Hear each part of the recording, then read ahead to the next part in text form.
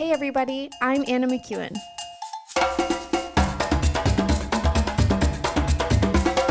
And now for Bob Switzer with the Epic Narrative. Alrighty, everybody. We got hopefully a couple good stories. I'm going to try and get through two. These are some classic stories from being in the wilderness. The Israelites in the wilderness, they have to do with complaining and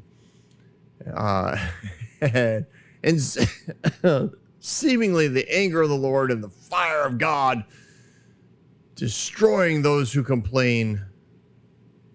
Because, you know, when you're preaching, it's always good to make sure people know how death is on the line should they attack God's anointed leadership.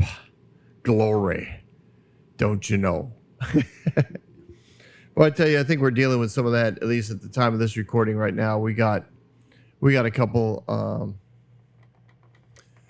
instances of churches that are just reeling after years of, you know, abuse of power, abuse of the hierarchy, abuse of spiritual leadership, and protection from those who should have been held, you know, holding them accountable. And it's a classic thing, and we've talked about it many times on the Epic Narrative, where the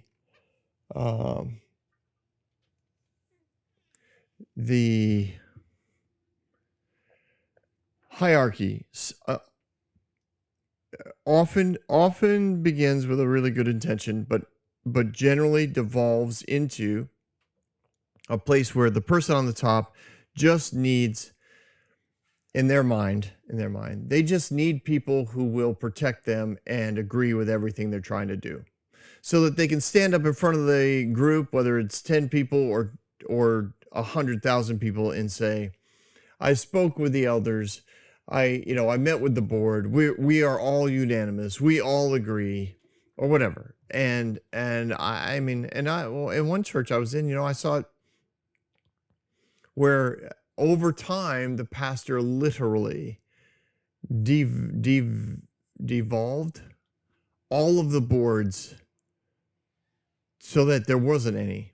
I personally don't even think it was legal, because he was a 50, he oversaw a 501c3, which in and of itself is its own animal that really has to be considered. I don't think it's healthy for a church to be one, but be that as it may, he had devolved them into nothing. And ultimately he had, two couples who had been friends of his for 20 something years.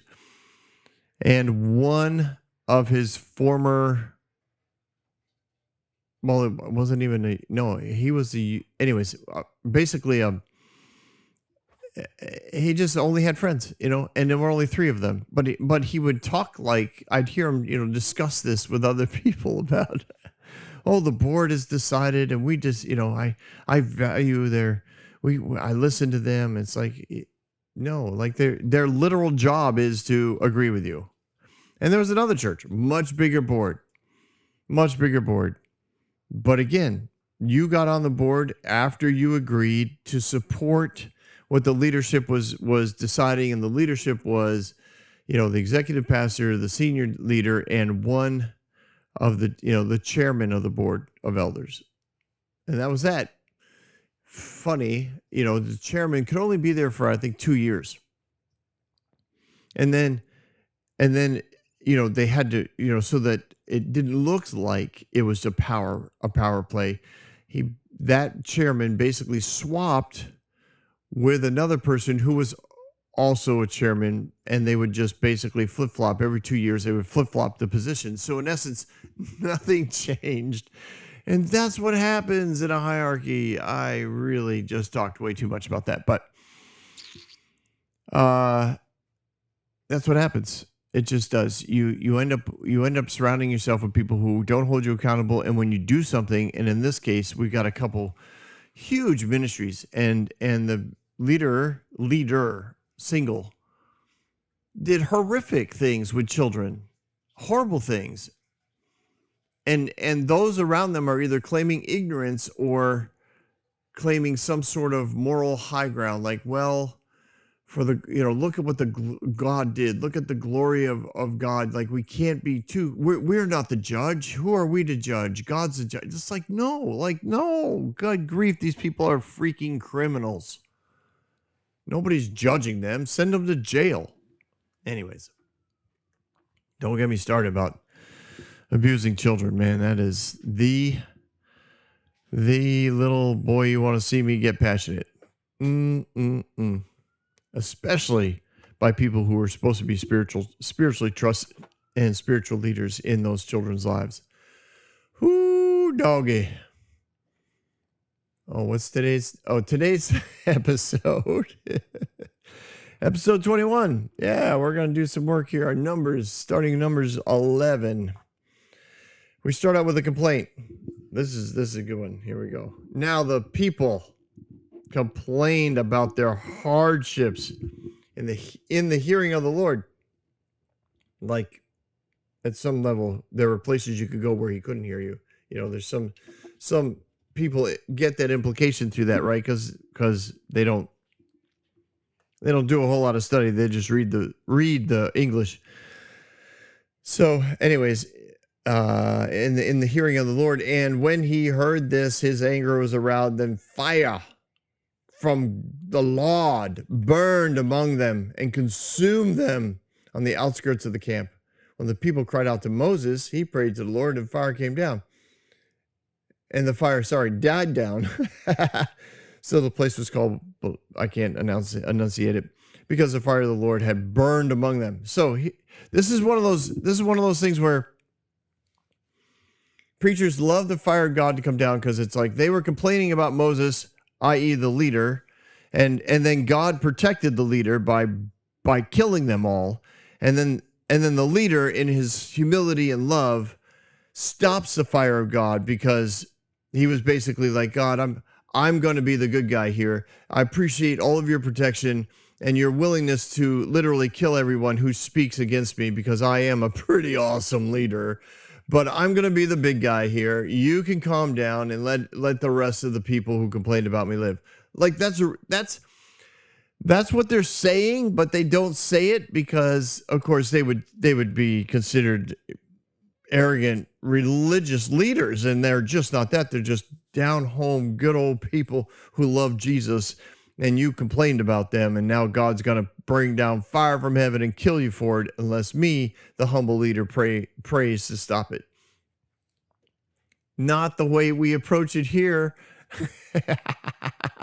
at the Epic Narrative. So a victim mentality. Let's just talk about complaining, right? As the whole group of people move now, Mount Sinai is a kind of a distant memory. They're in very unpopulated areas, and when you're starting to possibly struggle, you're getting tired of carrying a lot of things. A victim mentality that hasn't been removed will just rear its ugly head again, and that's really just it. When you start to, in essence, be full of self-pity, complaining, in essence, rebellion, right? All that stuff comes from a false identity. And you think you're justified in it all because of your surface circumstances, things that are going on, things that are going on around you. Sorry, going along. Now, the language here alludes to, that the complaining comes from a previous existing condition. They wanted God to hear them, is really what it's saying when it says they complained in the hearing of the Lord. They wanted him to hear him. They were like, fine. I don't know if they said this, but it's almost like, fine, God wants to talk to us, we'll talk to him. Listen, it sucks being down here. Now, the idea that they were, where is it? Now the people, hardships, his anger, fire. Oh, the edge of the camp. Where is that? On the outskirts of the camp, verse 1. Last phrase of verse 1. They were consumed some of the outskirts of the camp. The idea of it being the edge of camp or outskirts of the camp. This is where the mixed races were the mixed multitude, people from other nations, people that had attached themselves to the Hebrews on their way out of Egypt, or had attached themselves to the Hebrews while they were in Egypt, and when the Hebrews left, they left with them. So these are people that, in this story, it seems to indicate people that weren't necessarily Hebrews, and they attacked the nation of Israel by complaining. They were basically saying, listen, we followed you because your God was so big and powerful and wiped out the Egyptians, and we thought, yeah, we want to be a part of that. Now we're out here and it's lonely and it's day to day and it's inconvenient, and you know what? This isn't a good place for us. And the leaders of these complainers hadn't taught their people to be thankful, hadn't taught them the principles of the kingdom, hadn't taught them to have faith in the Lord. They hadn't taught them honor. And they just let them continue to complain. They would sit there in the doorways of their tents and they would listen without question. They wouldn't ask the complainers to evaluate things. They didn't ask the complainers to learn, questions that would help them become thankful people. So when they were all, doing this, the fire of the Lord comes down. Now, I don't believe it's the fire of the Lord. You know that. You know that. I believe the Lord gets credit for the fire that's coming down because they just assuming that that's what happened. And there are preachers, I know, passionate people who believe that this is the pillar of fire, that this is what the pillar of fire was part of what it was all about, that this was a holy fire of God. And when anybody sinned or stepped out of line, the fire would come out of the pillar and it would consume the person. Just crispy critter, just boom, gone. Nothing but a puff of smoke. And I understand the power of that and the manipulative weight that will carry, but I don't think that's what we're seeing here. I think that when it says anger, right? Anger is a legitimate emotion. I don't think that the Lord doesn't get angry. I think that anger is a legitimate emotion. Jesus said you can be angry and sin not. So how does God get angry and not commit, and then go commit murder and say, well, it's not sin because he's doing it? Oh, he's right. You're right. He is holy and just and righteous and all those pure things, but that he's not going to lose his control and start wiping people out with fire. And we know that it's not him. I believe the evidence is in Moses' reaction. Moses prays and it stops. That's it. When the people cried out to Moses, he prayed to the Lord and the fire died down. They went back to not the source of the flame. They went back to the source of their salvation. They went back to the place where they needed to go in order to be saved. And that was the Lord. So, yeah, I don't think I think the fire that came down, the death that was occurring was from the enemy. I think he seized the opportunity that complaining, whining, unthankfulness, dishonor, disrespect, self-rejection, victim mentality, all this negativity had him all fired up. And he saw an opportunity to start wiping out people and, in essence, in his mind, I'm sure he wanted to get people to a place where they would rebel against God wholeheartedly by saying, look at God's killing everybody. Let's run. Let's leave him. Let's never worship him. That's what I think the enemy was trying to do. And instead, the people turned to Moses and they were like, help us. And he's like, Lord. And then God's like, absolutely, I can do that. Boom. And he stops the flames. So that was the outsiders. These were people on the outside. Now we have another group of people called the rabble. Again, outsiders on the edge of camp. These are people who are complaining about and to God. This was probably after the first group had been wiped out, and they're probably looking around going, man, this is not cool. This is not cool. God is not cool. Like he was all powerful and everything, and we loved him when he was out there killing the Egyptians, but now we're out here in the wilderness, and if we complain, like bad stuff happens. Well, I'm sorry, man. I'm tired of this manna. If only we had meat to eat. And I know that is the Hebrews get credit for all of this a lot of times because people who study this don't understand what it's meant by the rabble. They include it to be every one of the Hebrews. And I'm not saying all the Hebrews were innocent, but when you hear this stuff preached, it's often preached as though the entire camp was now in this rebellious state. I think that a lot of people fell into a rebellious state of complaining when they heard the others complaining. And the others were from the outskirts, the outer rim, the people that were not a part of various tribes, but they were part of the nation. They hung out with the nation. So these mix of nations and races, they come in and they're like, listen, we used to get meat.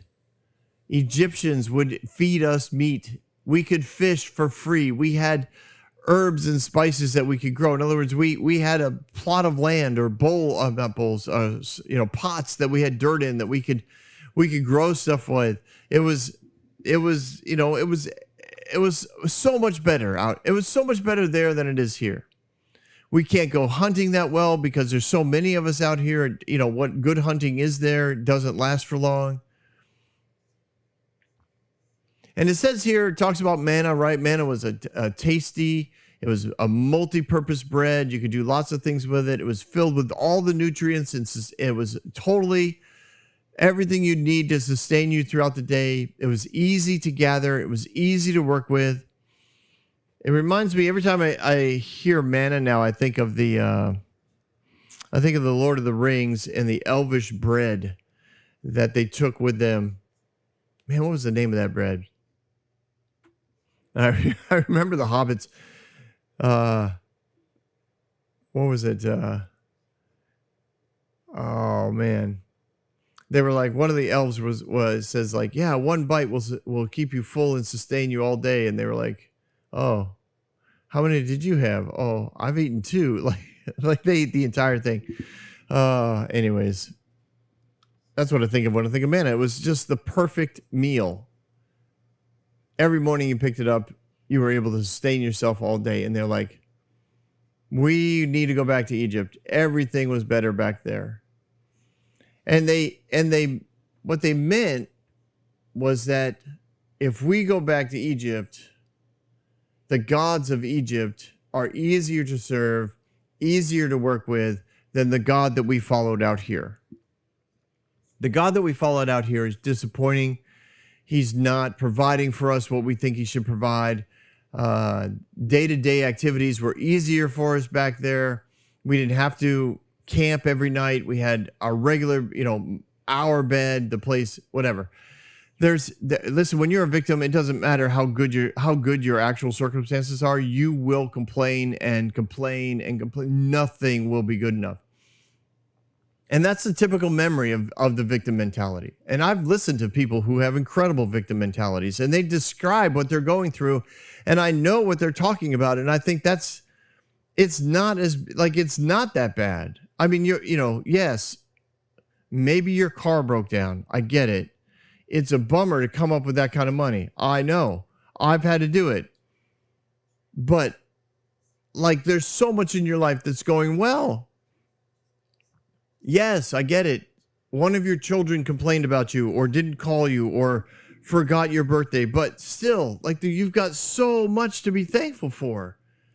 Don't turn this into a jumping off of a cliff and a tailspin that you can never recover from, where you call your children now and then you start up a big ruckus over something that just isn't true, and your perspective is all that needs to change. And that's what's happening here. People are in a spiral. Now, Moses heard the complaints. right? He heard the complaints from the people. And it says that the Lord became, I want to say Moses heard the people of every family waiting at the entrance of their tents. The Lord became exceedingly angry, and Moses was troubled. So when it says that he heard from the families being at their tents, it means that basically wherever he walked, he would hear the discussions. The complaining from those on the outside of camp had gotten to the inside of camp, and wherever Moses walked, there would be people standing, sitting, milling about in the front of their tents, and they were complaining, and they would even probably say loud, snide remarks to him as he walked by. I do it sometimes when I'm at the RV camp. There's somebody who, whatever. There are some people, they have no sense of being neighborly, right? They show up in their RV and they have massive amounts of lights. Now, sometimes it's just goofy and annoying. They got 800 strands of lights, and they've wrapped their house, and they wrap their door, and they wrap their dog, and they wrap and they plug it in, and it's like, ooh, we're so awesome. Look at all the lights we brought. But now, because of LEDs and all that kind of stuff, you've got people that bring they're almost like street lamps. Like, they are huge, bright lights, and they are so annoying to everybody around them. But for them, right, they think, look at me, look at how bright our campsite is. You can sit out here. It's like the noonday sun. Everyone can see us. They look like a lighthouse. It's ridiculous. They're being ridiculous. So sometimes I'll be on my little way walking, and I'll say something like, wow, can you imagine having a light that bright? Whoo, that is crazy. I wonder what their neighbors think. And I'll just keep walking. I know I shouldn't. Right? Anyways. The complaining he heard it.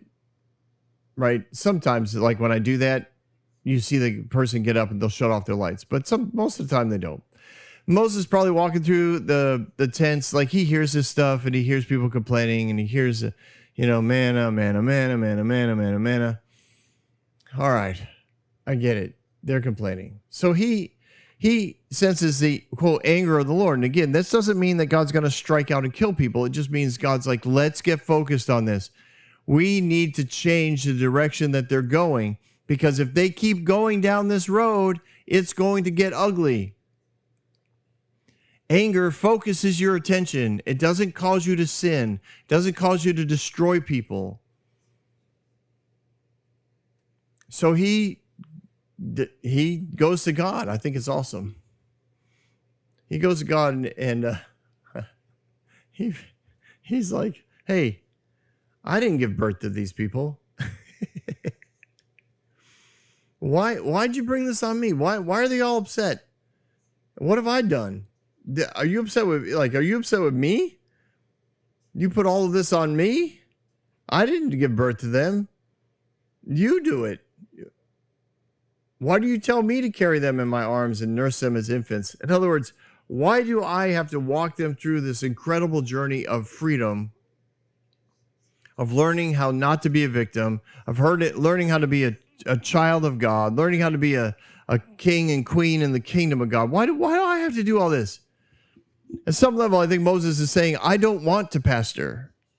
I'm a leader. Like I don't mind going to the mountaintop, and how scary and crazy all that was for everybody. Like, I don't mind leading them there. I do not want to walk people through their journey of becoming what you've called them out to be. I don't want to bring them down the journey of identity, because it takes way too long. And listen to them. It implies that if Moses, had fathered the nation, everything would be fine. But, he's like, listen, you fathered this nation. So I don't know what this is a you problem, not a me problem. I love that. I really do. I think that's hilarious. And I totally understand it. And I don't think Moses is evil for talking about it. I think he's just like being real, what all of us do. We're not all there. Moses wasn't there yet. You know that. He's still trying to lead like he was an Egyptian king. Sometimes, you just get stuck in an old paradigm. You make a decision out of an old processing point. And it's not easy to walk out of. Anyways, along the way, the Lord's like, all right, well, bring me some new leadership. So he did. Bring me 70 of Israel's elders who are known to you as leaders and officials among the people. Have them come out of the tent of meeting that they may stand with you. I will come down and speak with you there, and I will take some of the power of the Spirit that is on you and put it on them, and they will share the burden of the people with you so that you will not have to carry it alone. See, now that's a God solution. God's solution is not, I will choke them. I will kill them. I will make their life so much worse than it is now that they're going to think manna every morning is a freaking vacation and they'll love it. And if they don't, then I'll kill them. That is not a God solution. God's solution is, you know what? Let's disperse the burden. If you're burdened, let's get it off of you. Let's spread it to other people. That's a God solution. Same solution that God brought through Jethro. Right? Let's get judges. Let's put them out there. Let's let them judge. And the ones that they can't understand, they'll bring to you. You can judge the big ones. That's the kind of solution that God, he always brings in more relationship. He brings in more family. And then he brings down prophecy. He gives them all a sign. It's pretty funny. They all start prophesying. And then what's funny is two guys who didn't feel worthy to be called elders, they also started prophesying. And Joshua runs up. He's like, hey, these guys are prophesying in the middle of the tents. And some people believe that what they were prophesying was that Moses would die. I don't know about that. I don't see any evidence of that, but some traditions teach that. So Joshua was defensive, and he wanted Moses to put these guys in jail for being disloyal to Moses, for prophesying his death and demise. And Moses is like, no, this is God speaking. Like, everyone should have a connection to God. Where is that verse? 29. Moses replied, are you jealous for my sake? I wish that all of the Lord's people were prophets, and that the Lord would put his spirit on them. Then Moses and the elders returned to camp, and now the wind went out from the Lord and drove quail from the sea and scattered in 2 cubits thick. So Moses' heart here is seen. His humility is seen. He's like, listen, I am not upset if everybody prophesies. I'm not even upset if everyone talks to God. That's literally the plan that God wanted, was to talk to everybody. Everybody else just is like, they freaked out. Fine. You know what? I'm glad that these 70 guys are hearing from the Lord. Maybe that will alleviate some of their fear. I'm glad the people in the middle of the camp are prophesying from the Lord. Maybe that will alleviate their fear. We need more people to talk to God. I think it's Paul who says it in the New Testament. I would that all of you would prophesy. Everyone should prophesy. Everyone should be talking to God. That was always the plan, because that was the original design back in Genesis. Everyone should talk to God. Everyone should walk with him. Everyone should hear his voice. So anyways, the quail come, and they come by, the people just gather them by the ton. And then some of the people began to eat it right away. And before they could consume it, they were struck with a plague. And that plague caused them to die. Now, there was a lot of conjecture as to whether, why this happened. But I don't believe God sent it. But I do believe those who originated the complaints, and there were a lot of them, They opened themselves up to something that the enemy again took advantage of.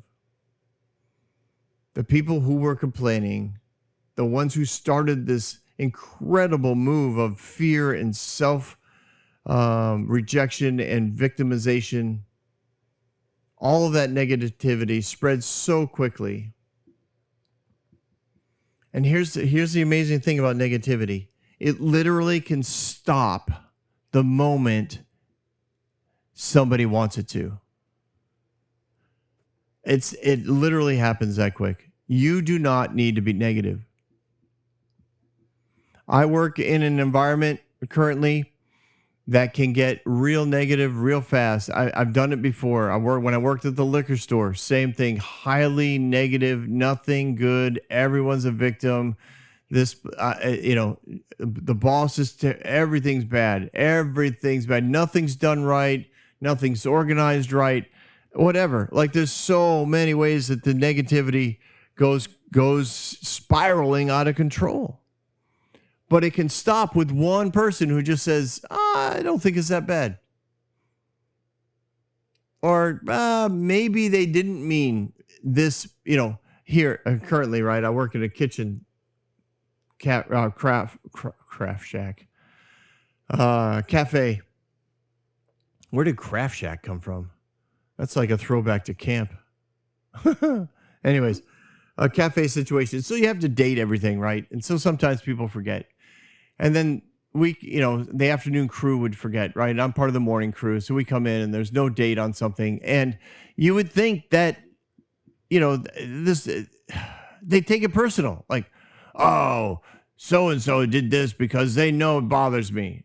Really? I mean, honestly, like in my head, it's like you really want to live your life in such a way that somebody who forgets to write down the date with a Sharpie on a Ziploc bag is somehow a personal attack on you.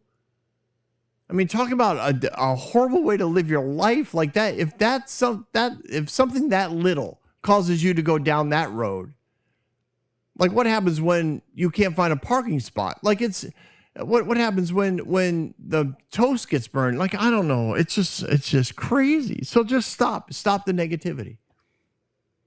It can stop with one person. Anyone in that nation could have chosen to put an end to this. They didn't. They in essence just went to Moses, and Moses went to God, and God's like, here's the solution. You need more leaders. More leaders need to teach people how to be thankful, because thankfulness will change this. Thankfulness will shift the culture from victims to sons and daughters. All right, I know it's 32 minutes. You want to hit chapter 12? It's a short one. Basically, Moses gets challenged by Aaron and Aaron. Turn the page, Bob. Miriam and Aaron began to talk against Moses, and because of the Cushite wife, for he had married a Cushite. Most people believe that she was very dark. Beautiful. Now, sages say that Moses, in an effort to focus his spiritual life, had stopped sleeping with his wife and was literally ready to talk to God at any time. Like, that was why he was like, if I spend time, in essence, with her, I get distracted, and it is distracting, wonderfully distracting. And I, lose focus. So I need to stay laser focused. I got 2 million plus people here. I got thousands of complaints every day. I've got hundreds of leaders, elders, teachers that I need to keep track of. I got Levites out the wazoo who are always asking questions. Like, I can't spend my days here with her. I need to spend my days out there, and I need to be connected to God 100% of the time, or I don't have answers for everybody.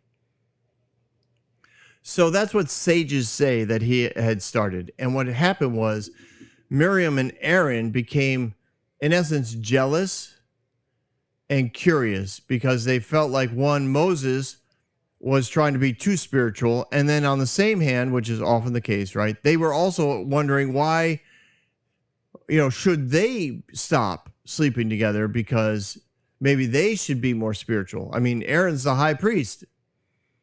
And some of this plays into that as well, right? He now has a position that Moses used to co-own as not only leader of the nation, but also high priest. So maybe there's some ego going on in here. And they're like, well, who does he think he is? Oh, fasting from sleeping with his wife because he's so spiritual. Like we sleep together and you're the high priest. So, all that's good. You got all kinds of stuff. So they continued, to push this. Moses isn't as good as he thinks he is. We're just as good as he is. And in verse 3, it says, now Moses was a very humble man, more humble than anyone else in the face of the earth. Well, that's always a nice thing to say about yourself when you're writing your own book about numbers, but Moses says that. I think it's pretty funny.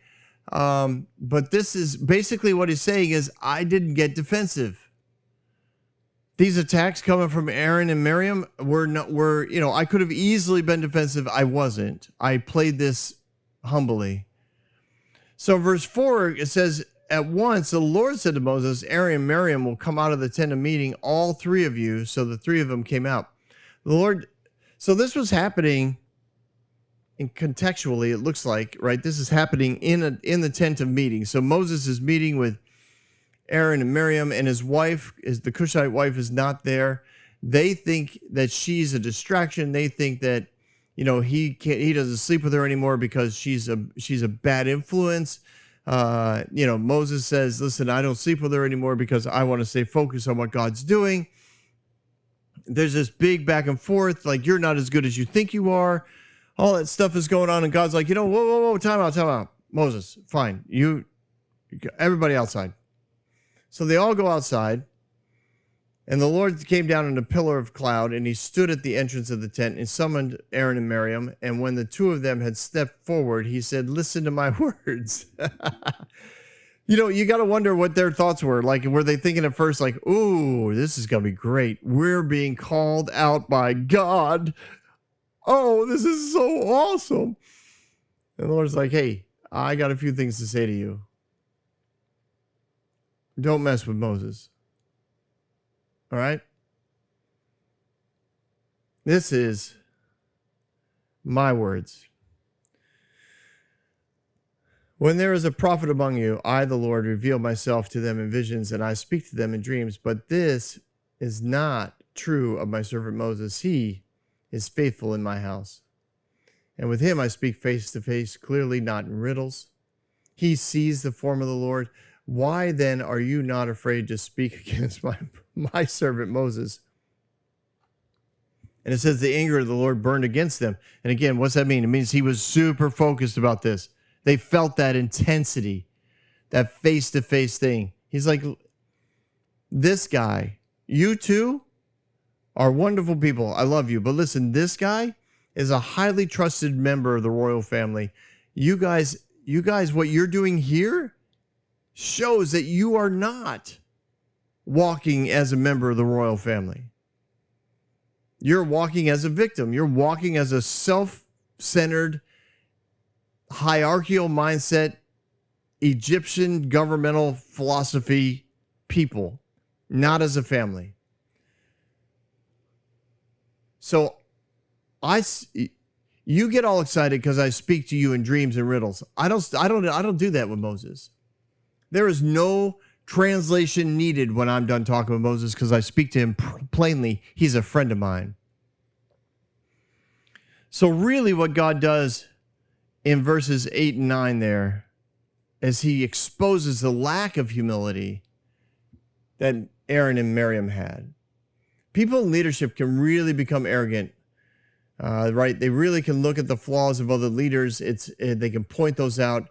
They quote have a microphone or a platform through which they then can expose other people. We saw this big time this past year. At the time of this recording, there was a well-known preacher who had worked his way back from it wasn't a moral sin. He just was a jerk and lost a huge ministry. And then he rebuilt one. And then, he decided to make a splash at somebody else's ministry. And the two of them started arguing back and forth. And it was like, wow. Like, it's so easy to just point at each other's flaws when you both have platforms of tens of thousands and thousands upon thousands of people. And when you speak, you certainly get off the stage and it feels like everyone agrees with you. And in essence, the Lord's standing here going, listen, I don't agree with you. And I think you're arrogant. And you need to get back to your identity of who you really are. And so they left. Or he left. And the cloud lifted. And what happened was this. There was no remorse by Miriam or Aaron. There was nothing. There was no repentance. There was no turning to Moses and saying, wow, sorry, my brother, I overstepped. Miriam didn't stand up and say, listen, I spoke evil about your wife, and that's my bad. So Miriam became a leper. And so a lot of sages and oral traditions seem to think that she was the instigator of the attack on Moses. The idea that I'm going to push my husband into a higher plane, a higher position than Moses.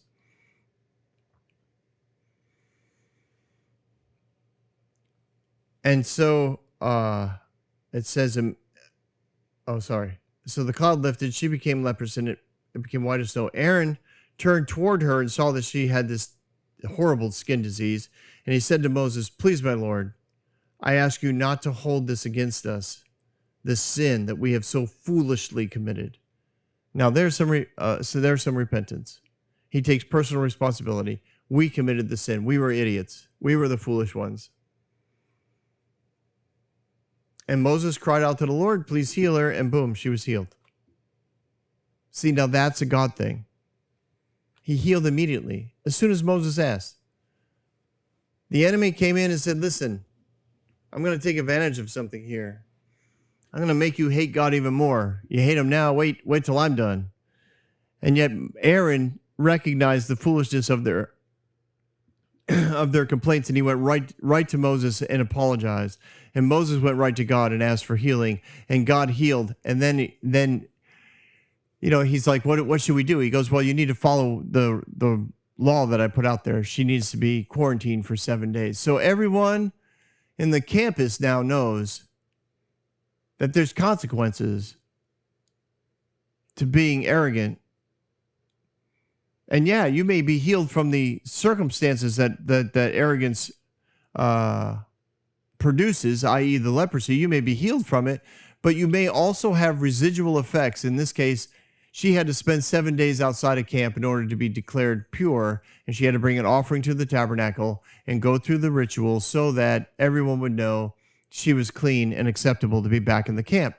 And a lot of people want God, God steps forward and heals or cures or does away with a circumstance, but then they also want zero ramifications from the decisions they made. That's not always the case. That's not always the case. So we made a decision. God, his goodness comes in and heals us from the pain of that decision, but the results of that decision could still play out for years to come. And you could just say, a quick example about money, right? You make a foolish decision with your money. God may step in and help you recover the immediate, but you're going to pay for that years down the road because it's going to take you that long to fully recover. He may keep you from losing the house or the car or the church or the property or whatever, but you're still going to have debts to pay or whatever until the loan is completely paid off. I don't know. Mike, I'm winging it, Bob. I'm winging it. You can tell. Anyways, I hope you guys get the point. Those are two good chapters filled with opportunities for us to learn about kingdom things, consequences, complaints, relationships, delegation, good leadership, humility. There's all kinds of good stuff. I hope you guys had a great day today here on the Epic Narrative. We'll see you again next week as we continue our roll through the book of Numbers. Adios. Don't go anywhere. We've got Bob Thoughts. Hey everyone. So my thoughts today honestly have nothing to do with the episode. I hope you enjoyed it. As always, and side note, I finished writing season 5. Very excited to get back to like narratives. We'll do Joshua, Judges, and Ruth.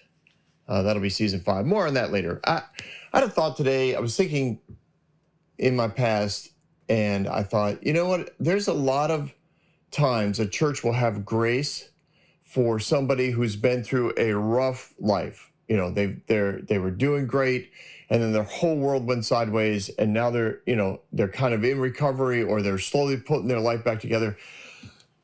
And a church will be like, dude, we're with you, or yes, come in, bring the kids. Like, we'll find a way, we'll support you, we'll love you, we'll, help you at whatever we can.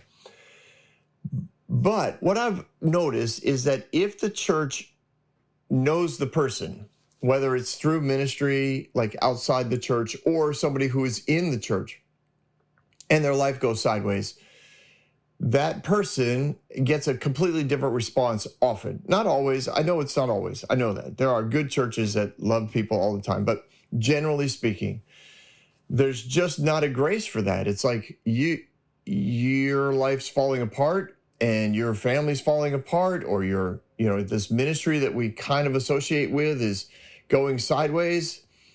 We're going to bug out. Like, we're just going to step aside, kind of let you go. We're going to let you go. Maybe we can be friends later.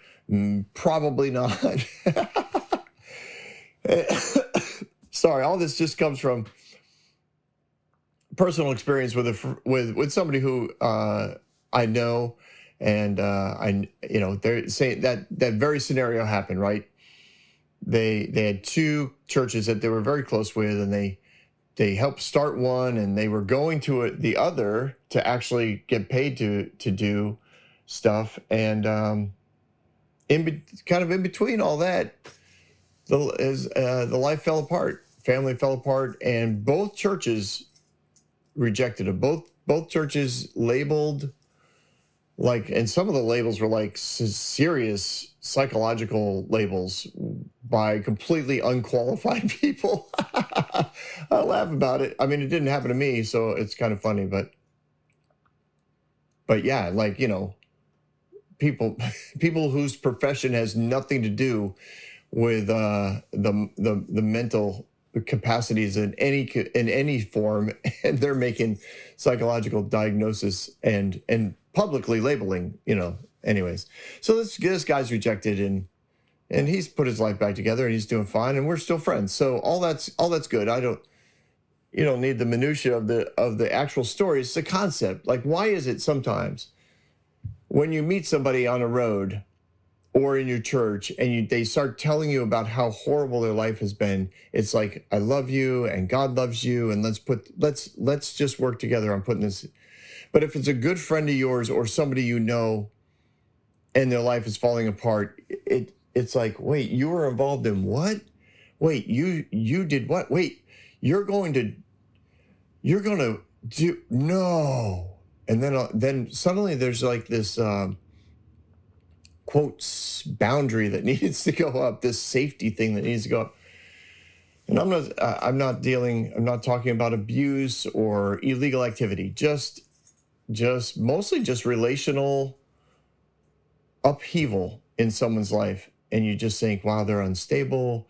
I don't know, like, they're not safe. They probably shouldn't be, involved in that ministry, or we shouldn't be associated with them anymore. Or, my goodness, don't give them a microphone ever again. Don't let them up on stage. Like, their relationships are falling apart. But a year later, those same people would welcome that person if they didn't know them.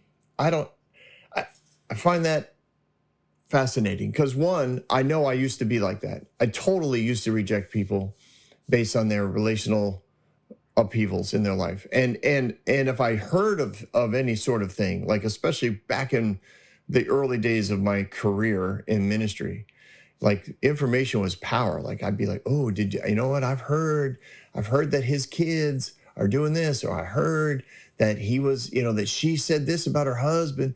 Like, we better be careful. Like, we better keep an eye on them. They might not be worthy of ministry anymore. And now I think, what in the world was I thinking? Because there's nothing that you can do that God would ever do that to you. That's my point. A long point, Bob. I know. There's nothing you can do. There's no law you could break. And some of you could do like seriously illegal things, and God's still not going to reject you. He's not going to look at you and say, you are not worthy of staying connected to. Come back to me when you're fixed. Come back to me when you're cleaned up. Why don't you go find someone else to hang out with? Because being around you might make us look bad, or might sully my reputation. Way too many churches act like that. Not all of them, but a lot of them. And it just, when my friend was going through this, I remember thinking to myself, I wish I was shocked at the church's behavior. I really do. I wish I could have said to him, oh my gosh, I cannot believe a church would do that. But instead, internally, I was thinking, I am not surprised. I'm not surprised even a little. I wish I was surprised. Anyways, I hope as we go through the epic narrative, as we talk through all the loving amazingness of God, even in the laws that we've been covering here, I hope that you choose to be love and choose to be loving and choose to stay connected in relational connection with people whose lives are falling apart, even if you've known them.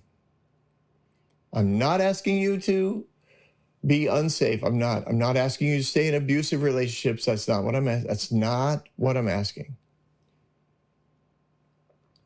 But I think a lot of us could be more like Jesus. And if you're in a church, then let's help our churches reflect that kind of heart more often than not. Let the reputation of the churches start to shift, where people can confidently go in and say, I know I won't be rejected. I can be honest with these guys because I know they're going to stand with me and help me figure this out. All right. Anyways, I hope that didn't bum you out. Those are some of my thoughts today. I just wanted to share them. I appreciate you guys. And yeah, let's talk again next week on The Epic Narrative.